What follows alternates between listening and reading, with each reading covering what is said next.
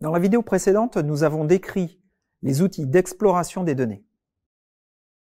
À présent, dans cette vidéo, nous allons nous focaliser sur les traitements des données manquantes.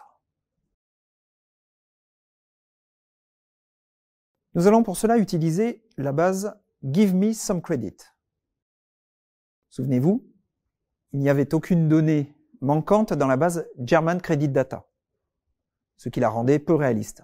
Give me some credit est une base de données de crédit à la consommation issue d'un concours Kaggle datant de 2011. Kaggle est le fameux site de compétition de data science. Vous pourrez trouver le jeu de données directement sur le site kaggle.com. La taille de cette base est de 150 000 lignes pour le training et une dizaine de colonnes de features, plus une colonne de réponses, défaut ou pas défaut, survie, ainsi qu'une colonne d'identifiant, soit au total 12 colonnes. La fonction read.csv permet de charger le jeu de données dans un data frame que j'appelle data-gmsc pour Give me some credit. La fonction dim appliquée à ce data frame permet de montrer qu'il y a bien 150 000 lignes et 12 colonnes dans ce data frame.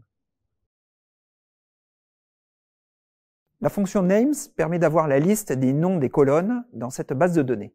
La première colonne correspond à l'identifiant, la deuxième colonne correspond à la colonne réponse, c'est-à-dire défaut ou survie, et enfin les 10 colonnes suivantes sont les features de notre base de données.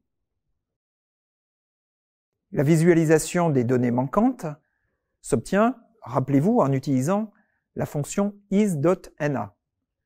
En sommant ce vecteur is.na de x, nous obtenons le nombre de valeurs manquantes pour chacune des colonnes du data frame. C'est ce que réalise la fonction apply, comme nous l'avons vu dans la vidéo précédente. Nous observons que pour la variable monthly income, il y a 29 731 valeurs manquantes, et pour la variable number of dependents, il y en a 3 924. Sur les autres colonnes de ce dataset, il n'y a aucune valeur manquante. Alors, une des solutions pour traiter le problème des données manquantes, c'est de ne pas utiliser la feature sur laquelle il y a des données manquantes, c'est-à-dire de supprimer purement et simplement la colonne de la base de données. C'est cette ligne de code, ici, qui permet de le faire, en allouant la valeur nulle au vecteur colonne data-gmc $monthly income. En appliquant la fonction names au data frame, ainsi constitué, et que j'ai appelé data-gmsc2, vous voyez que la variable monthly income ne fait plus partie de la liste des variables du data frame. On peut aussi supprimer des lignes qui contiennent des valeurs manquantes. Ceci est réalisé par sélection des lignes sur lesquelles il n'y a pas de données manquantes via la fonction is.na précédée d'un point d'exclamation, notamment sur la variable monthly income et la variable number of dependents. Dans notre exemple, data-gmsc3 est le sous-ensemble du dataset initial pour lequel il n'y a pas de données manquantes sur la variable monthly income. Il en est de même sur le sous-dataset data-gmsc4. Il s'agit d'un sous-ensemble, d'un sous-dataset du dataset initial, pour lequel il n'y a pas de données manquantes sur la variable number of dependents. Je rappelle, ce point d'exclamation ici signifie l'absence de données manquantes. Enfin, le dataset data-gmsc5 est issu du dataset data-gmsc3, c'est-à-dire celui sur lequel nous avons déjà filtré toutes les lignes qui contenaient des valeurs manquantes sur monthly income. Et nous filtrons ensuite les lignes qui contiennent des données manquantes sur number of dependents. Vous voyez que le dataset initial a 150 000 lignes. Le dataset data-gmsc3 en a 120 269, l'écart étant le nombre de valeurs manquantes sur monthly income. Le dataset data-gmsc4 a 146 076 lignes, et l'écart à 150 000 étant le nombre de données manquantes sur number of dependents. Enfin, le dataset data-gmsc5 est issu du dataset data-gmsc en supprimant toutes les lignes qui ont à la fois des données manquantes sur number of dependents et monthly income.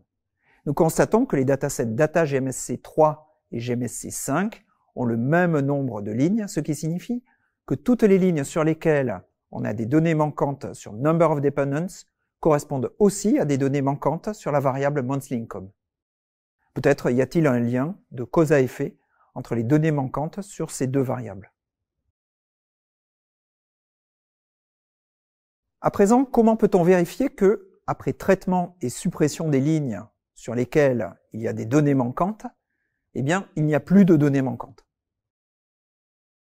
C'est bien le cas lorsque je regarde sur la base data GMSC 5 s'il y a des données manquantes. Eh bien, je trouve 0 partout. Passons à présent à l'imputation. Il s'agit d'une méthode qui consiste à remplacer les valeurs manquantes par un nombre issu soit d'une moyenne, soit d'une médiane, soit une valeur par défaut, soit encore une valeur modélisée. L'imputation est généralement préférable à la suppression des lignes et des colonnes, telles qu'illustrées précédemment. Alors ici, dans le dataset data GMSC 6, j'ai remplacé chacune des variables manquantes sur monthly income par la moyenne de la colonne monthly income. Donc j'ai tout d'abord calculé la valeur moyenne des monthly income pour lesquelles il n'y a pas de données manquantes, et j'ai ensuite imputé cette valeur, c'est-à-dire j'ai affecté cette valeur à toutes les valeurs de monthly income, comme pour lesquelles il y a des données manquantes. Ainsi, après imputation, lorsque je calcule le nombre de données manquantes sur monthly income, je dois obtenir 0, ce qui est bien le cas, comme on le constate dans le tableau. Sur la variable number of dependents, eh bien, je n'ai rien fait, donc je n'ai pas changé le nombre de données manquantes sur cette variable. Plutôt que d'imputer par la moyenne, je peux imputer par un autre indicateur, par exemple la médiane de la colonne. Cela me donne dataset data GMSC 7. Je remplace très simplement, je prends la même ligne de code que précédemment, mais en remplaçant la moyenne par la médiane, ici dans cette ligne de code. Ici encore, le nombre de monthly income manquant est égal à 0 après imputation. Une autre méthode consiste aussi à remplacer les valeurs manquantes par une modalité dédiée. Donc, soit une valeur par défaut, qui est autre que la médiane ou la moyenne, soit de dire qu'il s'agit d'une modalité différente des autres.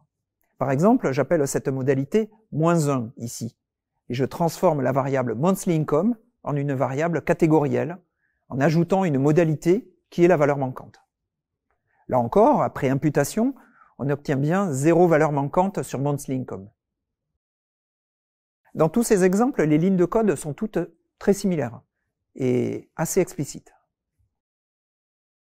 Enfin, évoquons les méthodes plus sophistiquées pour imputer les données. Nous pouvons utiliser des modèles et notamment chercher une valeur qui serait assez proche de ce que les voisins de notre emprunteur, dans l'espace des paramètres et des features, auraient. Quelle serait la valeur qu'on pourrait imputer?